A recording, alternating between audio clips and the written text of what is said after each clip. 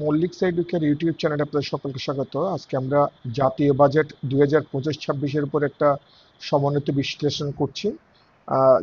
যে বাজেটটা আজকে প্রস্তাবিত হয়েছে, সেই বাজেটের উপরে আহ, একটু তাড়াতাড়ি করে এই ভিডিওটা তৈরি করা। তো এখানে যদি দেখি আমরা, জাতীয় বাজেট 2025-26-এর জন্য প্রস্তাবনা মূল বিষয় ছিল বাজেটে কিছু উদ্দেশ্য: অর্থনৈতিক প্রবৃদ্ধি, সামাজিক উন্নয়ন এবং পরিবেশ সংরক্ষণ। আর বাজেটের উদ্দেশ্য ছিল জাতীয় বাজেটে যাতে 25-26-এর প্রস্তাবনা মূল বিষয়গুলো তুলে ধরা হবে এবং দেশের অর্থনৈতিক স্থিতিশীলতা ও উন্নয়নের জন্য একটি রূপরেখা প্রদান করবে। আর অর্থনৈতিক প্রবৃদ্ধি, লক্ষ্যমাত্রার স্থিতিশীলতা এবং উন্নয়নের জন্য বিভিন্ন পদক্ষেপ অন্তর্ভুক্ত করে যাতে বিনিয়োগ বৃদ্ধি এবং কর্মসংস্থান সৃষ্টির উদ্যোগ থাকবে। আর সামাজিক উন্নয়নের ক্ষেত্রে সামাজিক উন্নয়নের পরিকল্পনা বাস্তবায়নের জন্য বাজেটে বিশেষ বরাদ্দ রাখা হয়েছে। শিক্ষা, স্বাস্থ্য ও কর্মসংস্থান উন্নয়নের জন্য বিভিন্ন উদ্যোগ অন্তর্ভুক্ত করা হয়েছে। পরিবেশ সংরক্ষণের ক্ষেত্রে এই বিভিন্ন বরাদ্দ রাখা হয়েছে যাতে জলবায়ু পরিবর্তনের প্রভাব মোকাবেলায় কার্যক্রম অন্তর্ভুক্ত থাকবে। এখন যদি আমরা দেখি বাজেটের পরিমাণ ও অর্থনৈতিক অবস্থা কিরকম, তাহলে বাজেটে আজকে টোটাল 7,90,000 কোটি টাকার বাজেট প্রস্তাবনা করা হয়েছে, যেটা জিডিপির 12.7%। 2025-26 অর্থবর্ষের বাজেট জিডিপির 12.7%। আর অর্থনৈতিক প্রবৃদ্ধির হার ধরা হয়েছে 6.5%। আর এনবিআর এর রাজস্ব লক্ষ্যমাত্রা যে ধাপসমূহ, সেটার জন্য কর সংগ্রহ পদ্ধতি, নতুন কর অন্তর্ভুক্তি, কর নীতিমালা সংস্কার, প্রযুক্তি ব্যবহার এবং রাজস্ব প্রবৃদ্ধি নিশ্চিতকরণ করা হয়েছে, যাতে রাজস্বটা বাড়ানো যায়। সেজন্যই ওনারা বাজেটের মধ্যে সুস্পষ্ট একটা আহ, এই কর সংগ্রহ নীতি, নতুন কর অন্তর্ভুক্তি, কর নীতিমালা সংস্কার এবং প্রযুক্তি ব্যবহার সহ রাজস্ব প্রবৃদ্ধি নিশ্চিতকরণের জন্য আলোচনা করা হয়েছে, আলোকপাত করা হয়েছে। এছাড়া জাতীয় রাজস্ব বোর্ড জাতীয় বাজেটের 2025-26-এ বাজেটের উদ্দেশ্য ছিল শূন্য দারিদ্র্য, শূন্য বেকারত্ব এবং শূন্য কার্বন নীতির ভিত্তিতে একটা সমাজ গঠন করা। এটা কিন্তু আজকে মাননীয় অর্থ উপদেষ্টা মহোদয় এই জিনিসগুলো খুবই জোর দিয়ে বলেছেন। আর আরেকটা জিনিস ছিল অর্থনৈতিক অবস্থার ক্ষেত্রে বলা হচ্ছে অর্থনৈতিক স্থিতিশীলতা অর্জনের জন্য কঠিন চ্যালেঞ্জের মোকাবেলা করা হয়েছে। আর রাজস্ব লক্ষ্যমাত্রা, যেহেতু বাংলাদেশের রাজস্ব জিডিপি অনুপাত অনেক কম, তাই আগামী অর্থবর্ষের জন্য রাজস্ব লক্ষ্যমাত্রা ধরা হয়েছে 5,66,000 কোটি টাকা।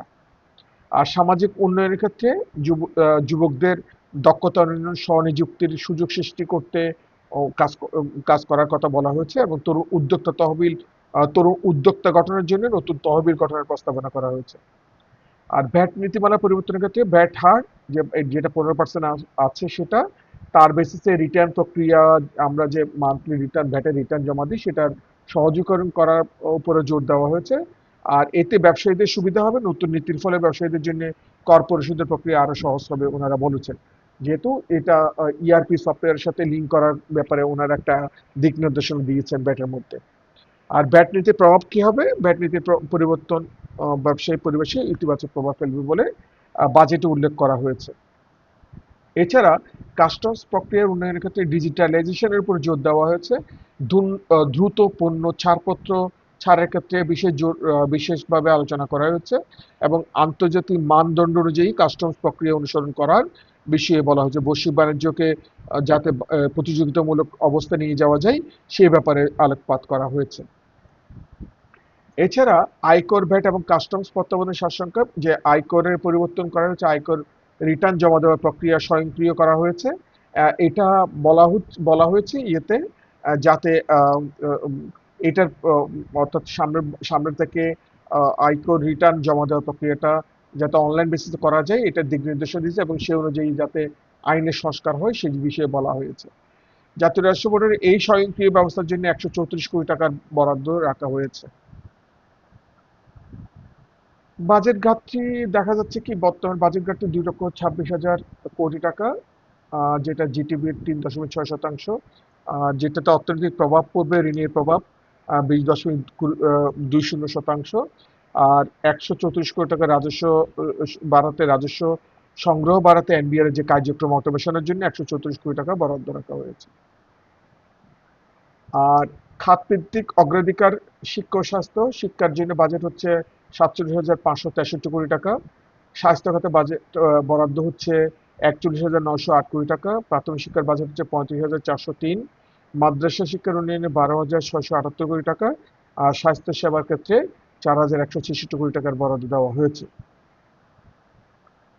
কৃষি ও পরিবেশ খাতে বাজেট বরাদ্দের ধাপ হচ্ছে কৃষি উন্নয়ন, পরিবেশ সংরক্ষণ, প্রযুক্তি ব্যবহার, টেকসই উন্নয়ন। তাহলে কৃষি এবং পরিবেশের ক্ষেত্রে খুব জোর দেওয়া হয়েছে, যেখানে কৃষি খাতের উন্নয়ন হবে, উৎপাদন বৃদ্ধি পাবে এবং পরিবেশ সংরক্ষণের ব্যাপারে একটা দিক নির্দেশনা দেওয়া হয়েছে বাজেটে। আর যাতে কৃষকরা এবং পরিবেশের ক্ষেত্রে যাতে আধুনিক প্রযুক্তির ব্যবহার করা যায় এবং সরকার যাতে টেকসই উন্নয়নের জন্য নীতি গ্রহণ করতে পারে।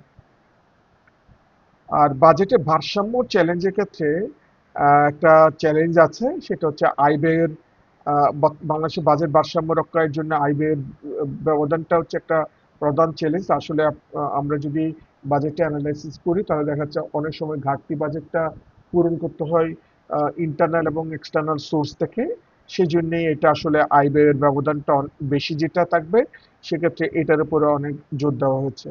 আর ঋণ ব্যবস্থাপনা উন্নত করার জন্য আন্তর্জাতিক মান অনুযায়ী লোন, যে লিজ ক্লাসিফিকেশন এবং প্রভিশন সিস্টেম গ্রহণ করা হয়েছে।